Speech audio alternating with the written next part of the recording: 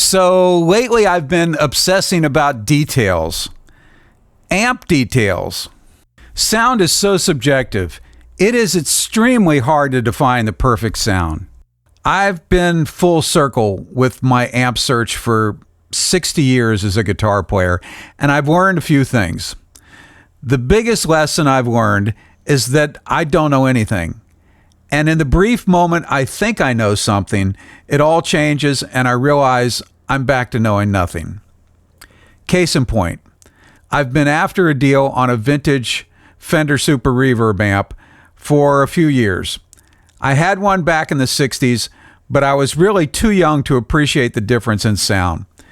Just for reference, before I had the Fender, I had a Silvertone 212 and a Vox AC30. I didn't like either of them, and I wanted a Marshall. Well, here I am back to square one, and I really want a vintage Super Reverb. I narrowed down my search to 2 amps. The first was a 1965 Blackface Super Reverb that appeared to be in bedroom condition. The second one was a 1969 Silverface Strip Edge that also appeared to be in even better condition than the 65. The 69 was a one-owner amp and all original, and I mean all original, down to the original RCA tubes. Not modded, never serviced or fixed, never even touched by a technician, never even taken apart. And the price was $500 less than the 1965 Blackface. I did my homework and I found out there were some circuit differences between the 2 amps, but nothing that was too difficult to change by a good amp tech. So here we go. I'm going to give you my take on what I think of both amps. Strong points, weak points, tiny little details, the circuits, the components, and all the boring details. This is not a technical component comparison. Although I will talk about electronic differences between the 2 amps, I'm not going to attempt to explain everything on a component level. That's much better left to the guys who have a lot more knowledge than I do about specific changes of the circuits on the Blackface and the Silverface amps. Okay, let's start with the cosmetics. I grew up playing Fender Blackface amps, so there's a certain nostalgia to the Blackface that appeals to me. I didn't like the Silverface look when it came out, but now I'm somehow strangely attracted to it. Go figure. I love the aqua blue weave in the grill cloth and the color-coordinated aqua straightforward logo lettering.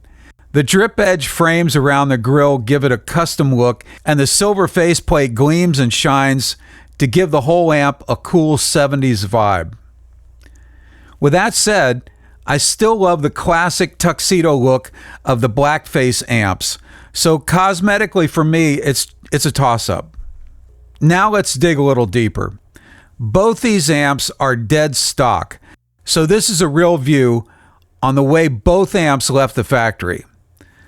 When you take a look at the components on the chassis, you can see that the layout is almost identical. Everything is mounted to an eyelet board and all the parts are assembled to the metal frame. No circuit boards, everything is hand wired. Upon closer look, you can see that the capacitors are different colors and different manufacturers.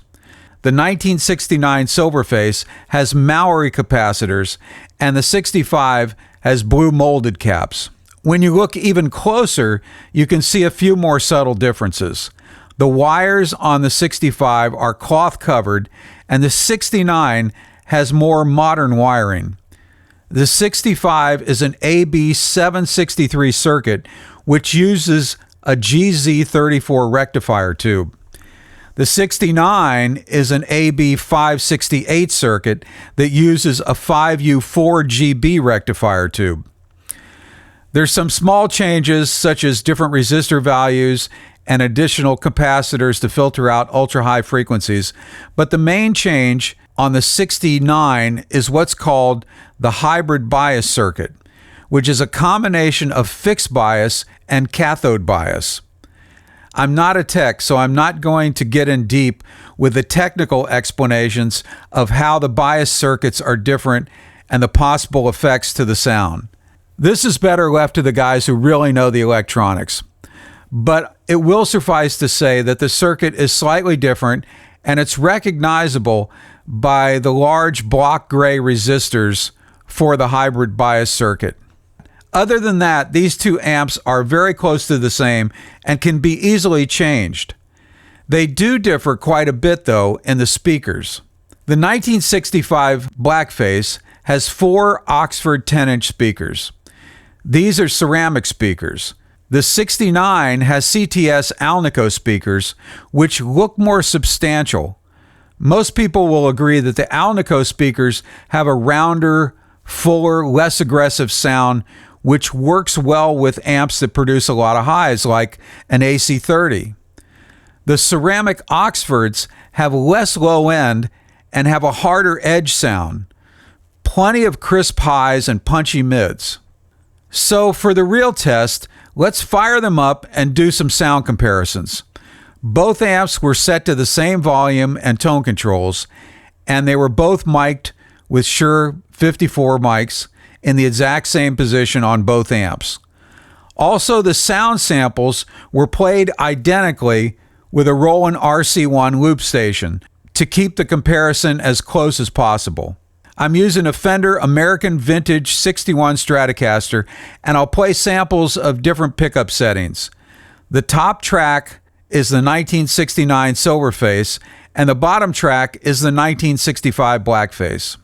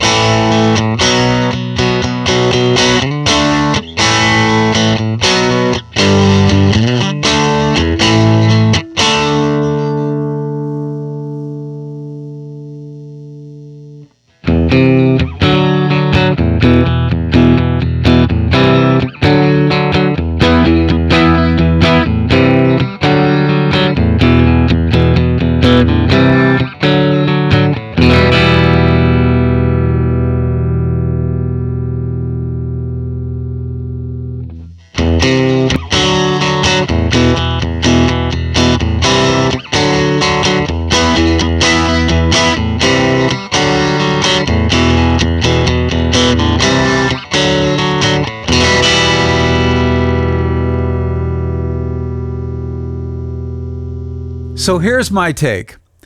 The speakers are making a bigger tonal difference than the amp. No doubt the amps are doing slightly different processing to the guitar sound, but the effect of all the components is small compared to the effect of the Alnico speakers versus the Oxford ceramic speakers. So let's hear a closer apples to apples comparison. Here is the 1969 Silverface with the CTS Alnico speakers.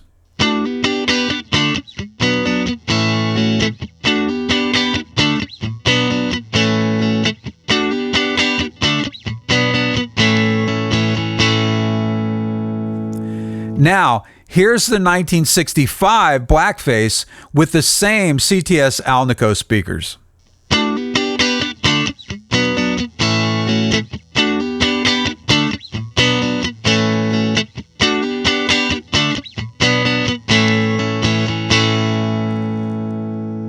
Okay, now here's the 1965 Blackface with the Oxford ceramic speakers.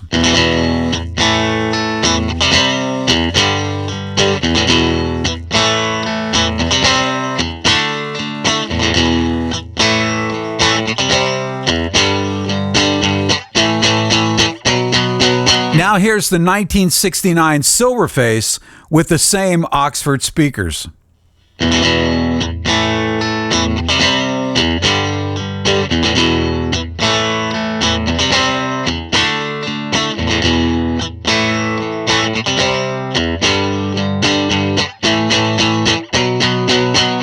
Now here's two more sound samples comparing the Blackface and the Silverface with the same speakers.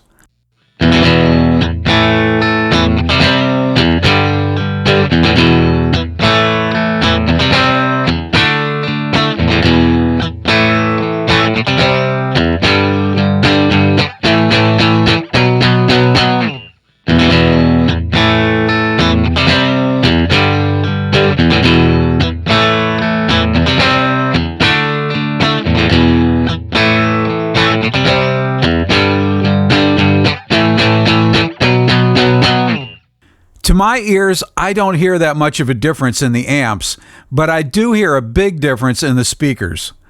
Both amps sound great, and with a little tweaking of the tone controls, you can get them to sound even closer. The Alnico speakers immediately appeal to my ears.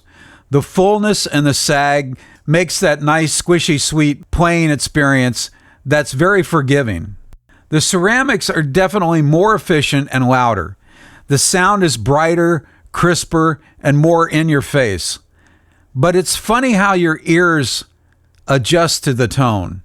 At first, I'm convinced that I love the Alnicos, and when I play the ceramics, the sound is overly bright, brittle, and too harsh. But then I plug back into the Alnicos, and now they sound muddy and lack definition. It's like the sound feels like it's muffled behind a wall. So I plug back into the ceramics, and it's like somebody took the blanket off the speakers. The sound is clear and distinct. This is why there's dozens of videos comparing ceramic speakers to Alnico speakers, and everyone has their idea of what works best. A lot of Super Reverb players mix up the speakers and have two Alnicos and two ceramics. I haven't tried that yet. Recently, I got together with some friends and played my '69 Silverface on stage with a band. Everything changes when you play with a live drummer, and everything comes up to stage level. I felt like the Silverface was too scoop sounding, and it lacked the punch in the mid-range I was looking for. Maybe the ceramics are better live and the Alnicos are better for studio. So my takeaway is that you can get a great sound from either the early Blackface or the later Silverface Fender Super Reverbs, and the speakers are really what makes the biggest difference in the sound of these amps. So if I could pick one amp, well, maybe the solution is I just keep both these Super Reverbs. They're both great. So there's the comparison. I hope it helps you make the right decision for your own setup. Thank you for watching, and please like and subscribe.